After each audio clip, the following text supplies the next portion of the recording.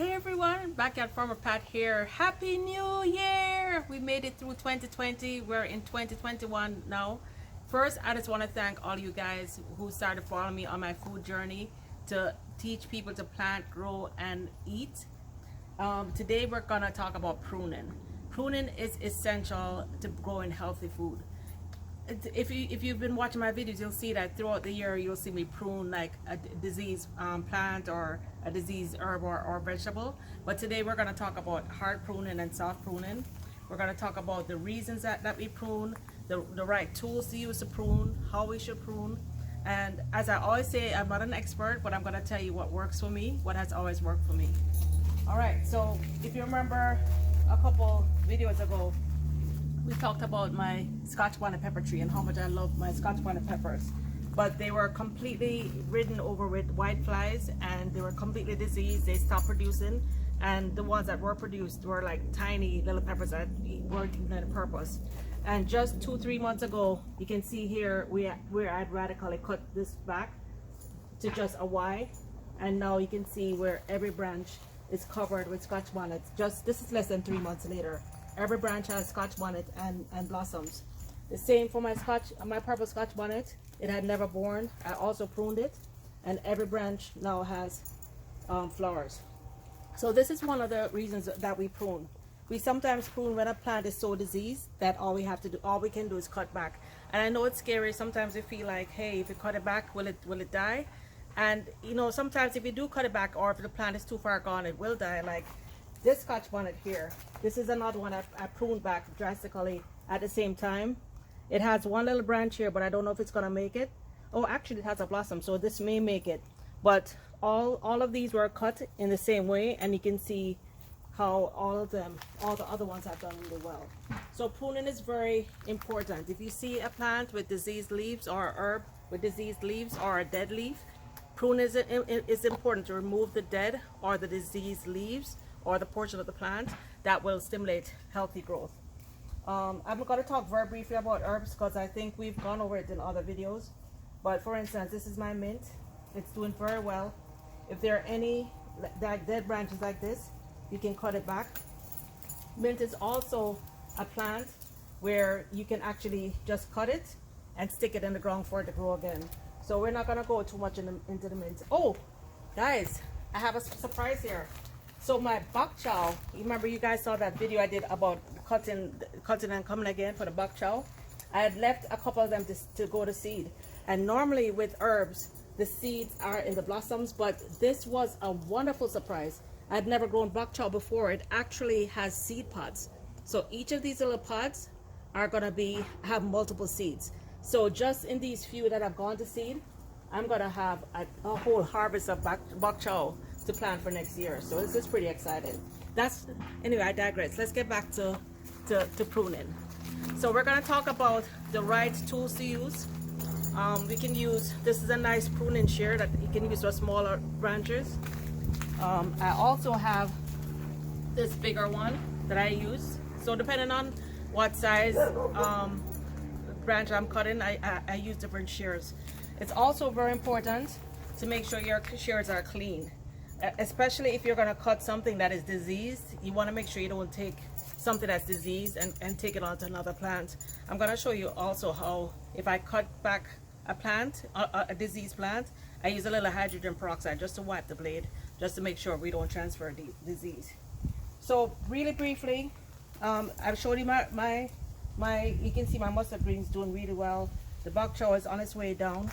But today I noticed that my sweet potatoes have a disease on it, and I've never seen this kind of disease, but I posted it on one of my group chats and I heard this is called strip disease, and this can be treated with neem oil. But I'm also going to remove these leaves. For this, I don't even need the pruner. I'm just going to cut them off. So I'm not going to do them all here today, but this is something that's very important. If you have a plant that is diseased, remove the leaves, remove the diseased leaves, but don't just take them off. Take them and put them into the garbage, because if you just drop them on the ground, that disease will transfer to other plants. So I'm going to come back and finish this up, and then I'll treat this with neem oil to make sure that this disease is not spread. And I'll put the name of the disease on it. It's actually treated with neem oil. So if you have your plant that looks like this, it actually can be treated with neem oil, but you should also remove the damaged leaves. So here's what it looks like. This is thrip, T-H-R-I-P, thrip disease. All right, let's move on to the real pruning. All right, so let's first talk about when to prune. You never want to prune a tree that is flowering, it's in the middle of blossoming, or if it's covered in fruit. You don't want to prune a tree when it's in the middle, it's actively producing. You want to prune a tree when it's dormant. So right now we're in sunny South Florida and it's hot, but believe it or not, it's January and it's supposed to be winter. And even though it's warm, a lot of my trees, or all of my trees, are really dormant. None of them are actively producing or blossoming, except maybe like a papaya is starting to blossom. So the best time to prune your tree, regardless of where you are, whether you're in Florida or in New York, the best time to plant a tree is in the winter.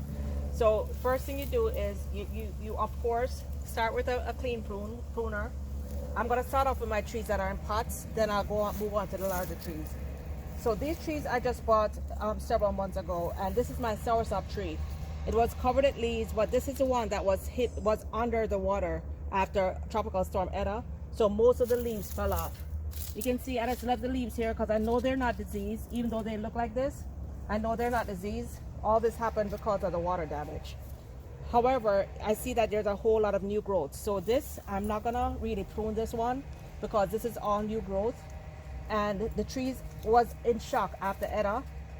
The most I would do is remove some of the dried up leaves, but this one I'm gonna leave. Like if you see like little tiny leaves, branches like this, you can take these off, but there's really not much to prune here. This is a straggler branch. I'll remove that little straggler. When you cut, I'm going to show you on the next one, but when you cut, always cut on an angle. For these, there's not really much angle because they're tiny, so there's not much to do here. So I'll leave this. If your tree is very young and just sprouting, do not trim it. Just leave it and let it, next year you can trim. So let's move on to my yellow coat plum tree that is also in a pot. I just got this probably a year ago. It was a very small tree and now it's growing. What I'll prune here, actually, oh my gosh, actually it looks like it's about to blossom, but it hasn't blossomed yet. But this is going to be my first crop of yellow coat plums or hog plums, so I'm super excited. You can see those little tiny red dots. It's about to blossom, but I'm gonna trim this. Oh my gosh, this one is covered in blossoms. So here you don't want to trim this. This is covered in blossoms, but I'm gonna trim these lower branches here. So I'm gonna trim these. This is probably sucking from the life of the tree. Oh, actually that one was dead. That branch was completely dead. So let me trim this lower one. Any branches that are below the main Y of the tree, I don't know what to call it. I'm calling it the Y of the tree. That main first branch, I usually trim those off.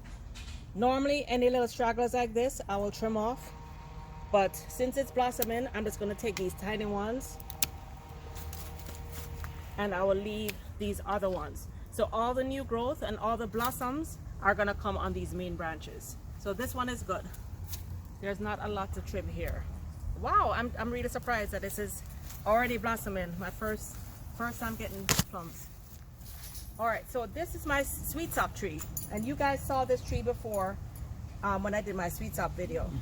This was a much bigger tree. Sweet sop is an exception to the rule. Sweet sops like a drastic cut. So this tree was just probably 3 or 4 times the size, and I chopped it all the way back. I chopped off all the small branches. Be sure to chop at an angle. Never cut the tree with the top side flat, because you don't want water pooling on it and for it to get fungus. Always chop at an angle, so if it rains the water falls off. So these are all at an angle. I just cut this. I would normally chop this one here, but the reason I'm not going to cut it is because I plan on doing an air layer, and I'll do a video on air layering. That would actually allow me to get a free sweet sop tree out of this. So I'm going to save this branch for air layering and cut this one at an angle. And then these branches are below the main Y, so I'm gonna cut this one off. It looks pretty drastic, but this is gonna promote healthy growth. And this is gonna grow back very nice and bushy. As bad as it looks right now, let me cut this at an angle, it's gonna come back very bushy.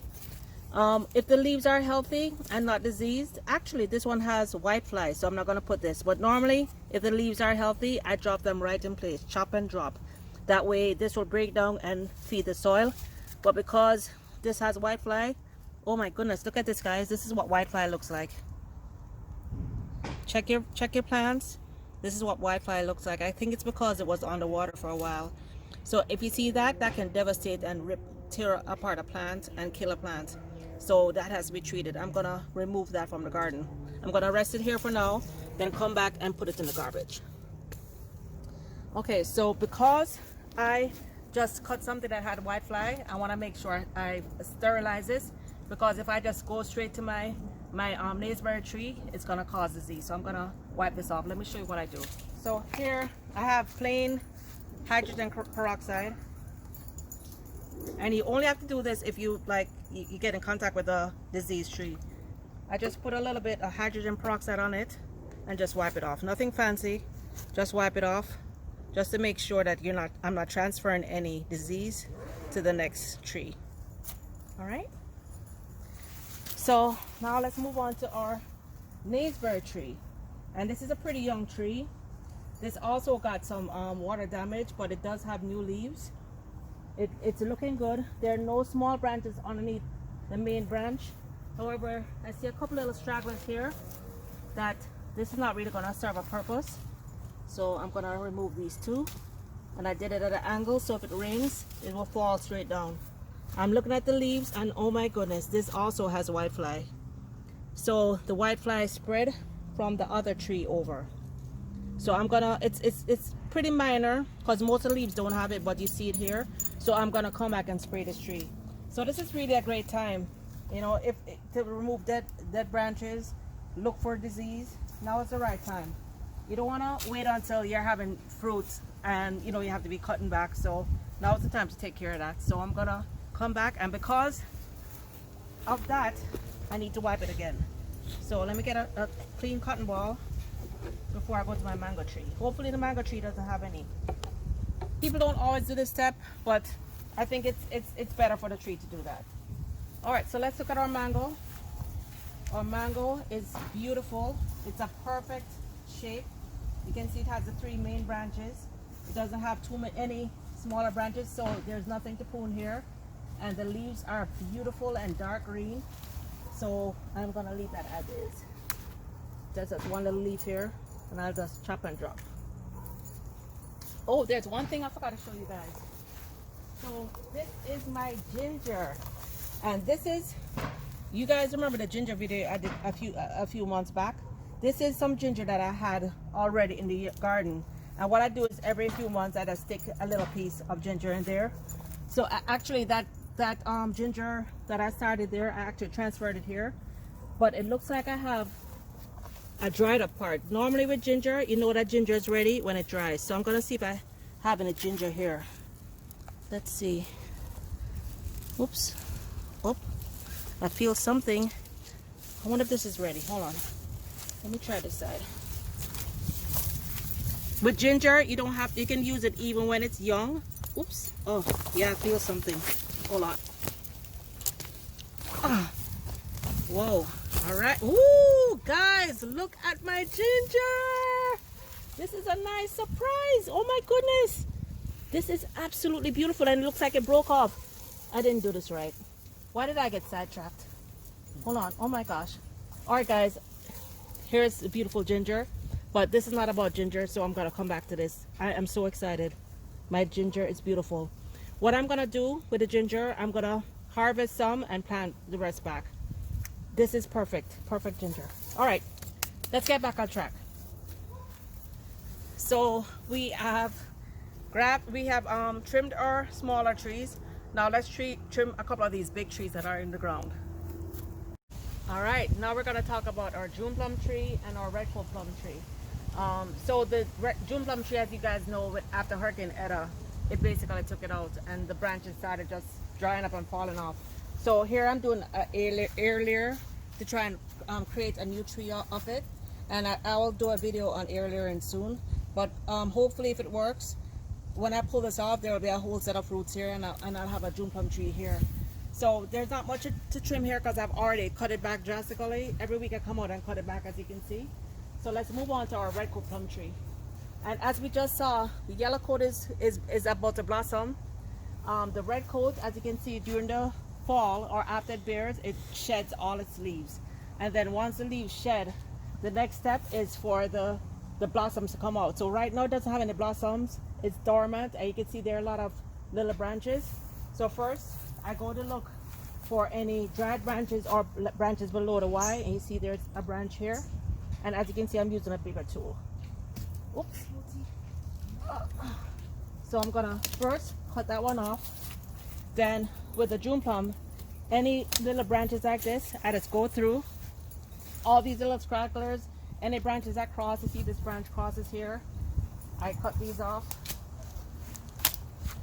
I try to leave mainly the strong, healthy branches. It's gonna send out all new branches. You'll see this tree in a few months. So all of these little stragglers, be sure to cut at an angle so that the rain falls right off. So you see that I'm cutting at an angle. I'm cutting all this at an angle. Everything is at an angle. So I'm gonna try and leave the main branches and cut all these stragglers, because I know when the season starts, it's gonna send all new branches up. So we're gonna look at here. There's a little straggler here. Also, if you have any branches, say you have a branch that is crossing over another branch. So if this was up against another branch, that causes problems. You always want to have open air supplies. So if you see any that have like a lot of branches, think about when it starts to actually send out leaves. So anything like this, dead branches, stragglers, all of these little tiny branches on here, those all go. I'm also gonna show you one more. Oh yeah, here's some more. I'm gonna go in and finish up, and then I'll show you what it looks like after I finish. For taller branches, what I do is I use this pruner, and you can go all the way up top. I personally like to have my palms where I can reach them, so I go to these higher branches and I cut them. So this you can get at Home Depot or Lowe's, and you'll see it in the garden section. So I'm gonna probably cut the whole top of this, or let my husband cut it. Okay, not quite done, but you can see it's a huge difference. Here's what it looks like. I'll take a little bit more off the top. Last, I want to show you the cherry tree. It's been serving me for the past like 4 or 5 months. No, about 4 months. 4 months of cherries non-stop. It's finally stopped bearing, so now is the time. So with a tree like this that is very bushy, first you're gonna cut off all the lower branches like this. Cut them at an angle. So all these lower branches you cut. Can't get that one, but all these lower branches you cut. Then you wanna go in and try and create some airflow. So like branches like this that cross each other, I go in and cut those. Go in and cut those branches. So here, all of these small branches here, I'm gonna trim them down so I can create airflow. And then I'm gonna have my husband take that other pruner and cut the whole top off, so that way we can reach and pick the cherries. So I'm not gonna finish this here, but you guys get the idea. You cut to create airflow. You cut the lower branches that are touching the ground. This one is practically touching the ground. Cut the lower branches that are touching the ground. You cut any diseased branches or any dead branches, and you can, if you choose, you can cut the top so that you can reach your fruit. But pruning is really great. As I said, it really does encourage growth. And I know for the first couple of years that I was gardening, I was like afraid to prune because I thought I was cutting my precious plants, until I realized, just like the pepper tree you saw, the more you cut back the bad growth is the more you're going to get healthy growth. So I hope you guys enjoyed this. If you enjoyed this video, please feel free to share it. I have a video coming up soon on starting seeds. It's January, it's soon gonna be time. It's actually, for us, it's time to start seeds now. So be sure to watch that video. Don't forget to hit like and subscribe and click the notifier bell so you can see the next video. Also, please follow me on Instagram. I post a whole lot more pictures and mini videos, and as a matter of fact, I just started doing some Sunday inspirations where it's like a spiritual inspiration that I get from the garden, and I post those on Sundays. So till next time, let's plant, grow, and eat together. Bye.